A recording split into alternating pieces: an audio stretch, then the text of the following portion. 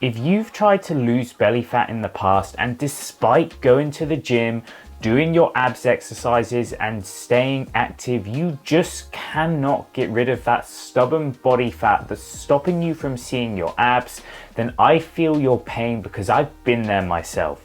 For years, I was stuck in this cycle that you're likely in now of trying all sorts of different diets and workout plans to create the physique that you truly want.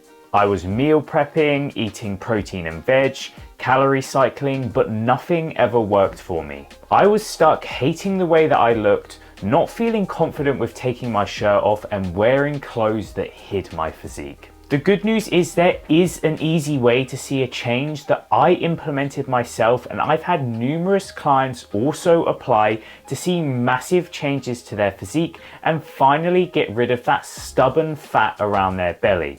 In this video, I'm going to show you the exact approach that you should be using if you want to see your abs for the very first time. Make sure that you stick around to the end of this video where I'll be sharing the exact way that you should be structuring your daily meals to be able to stick with your meal plan long term and see the best results. The first thing I'll cover is the one major mistake that stops most people like you from seeing their abs, and that is over restriction.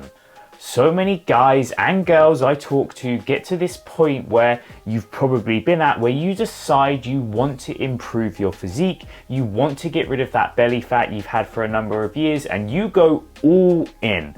I'm talking a whole new meal plan, different breakfasts, new lunches, dinners prepped in advance for the whole week. And let me be honest with you, that actually works.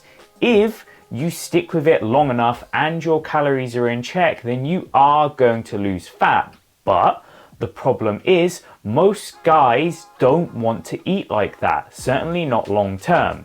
Then after maybe 2, 3, 4 weeks, your motivation starts to dip. You get bored of the bland food that you're eating and you're back at square one. The weight that you lost in that time comes back on and you end up giving up and forgetting about the whole process for another 6 months.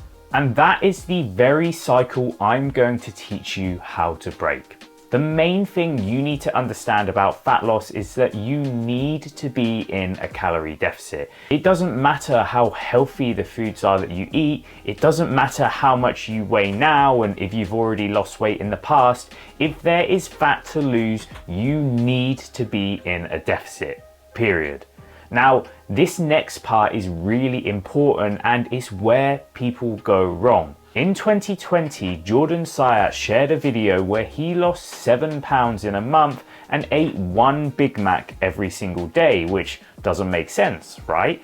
Well, how he did it was quite simple. He factored that Big Mac into his calories, but by making sure he was still in a deficit, he was able to see the number on the scales come down consistently. So why is that relevant and what was he trying to prove? What was being demonstrated here was that your food choices do not have to go to extremes if you want to be able to lose fat.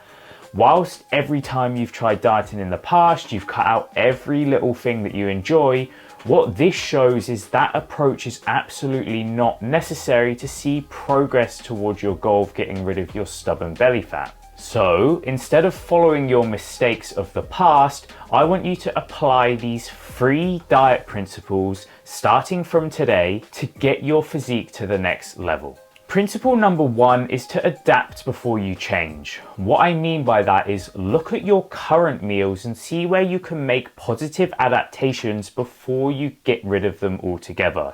You know that the meals that you're having right now fit in with your lifestyle, you enjoy them and they align with your commitments and schedule. Instead of being so hasty to take out something that definitely works, I want you to look at the meals you're currently eating and make some small changes.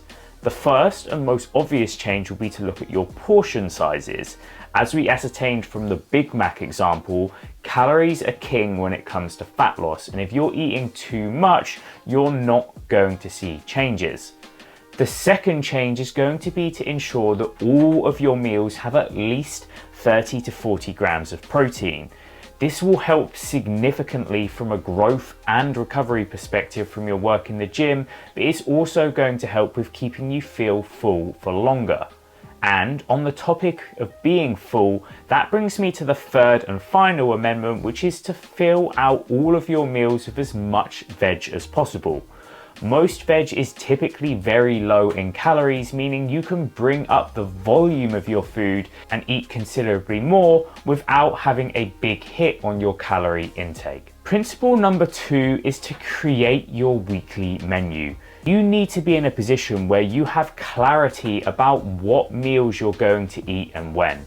Most people ruin their diet when they've had a long day, work has been stressful, they've got no food in the house, it's approaching 7 p.m. and they end up just ordering a takeaway as the easy option. Your way around that is by actually spending some time creating a menu for what meals you'll be eating during the week and doing a food shop around this rather than just winging it each day.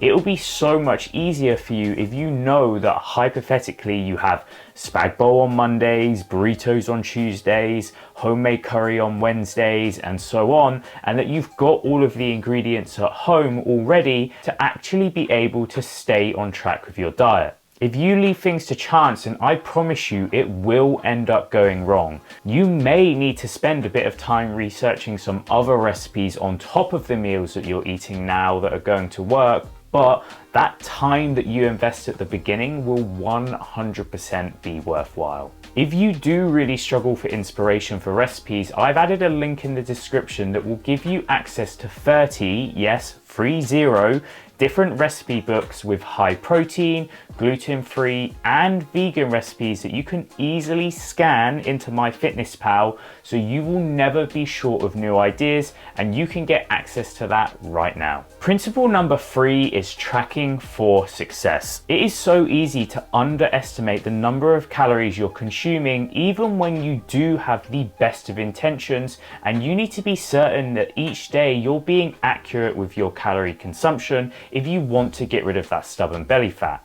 Quite often, people who track their food are accused of being obsessive or over the top. However, to me, it's really no different to keeping an eye on your finances. When someone takes the time to track what they spend, make sure they're not going over the top, and keep an eye on what's going in or out, it's perfectly normal and sensible. But when you take that same approach to calories, all of a sudden, everyone's telling you that life is for living and you shouldn't be doing it. At the end of the day, if you're coming out of your deficit, you are not going to lose fat.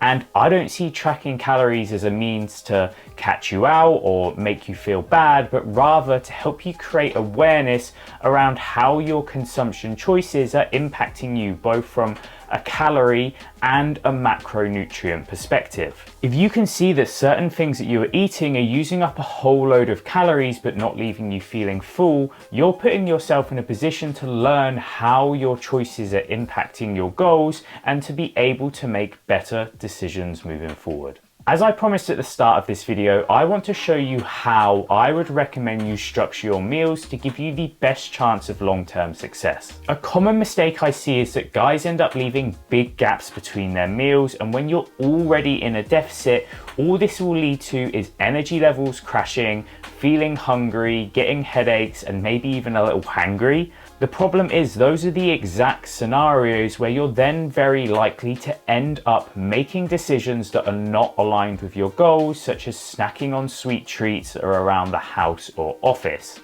To avoid this, what I want you to do is to look to create a plan where you're eating small and regular meals throughout the course of the day. On the screen, there's an example of how I would spread out 2,000 calories with a 180 gram protein goal. As you can see, the important thing I'm aiming to do is to ensure that I'm not leaving significant gaps before my next meal, generally somewhere in the region of 3 hours.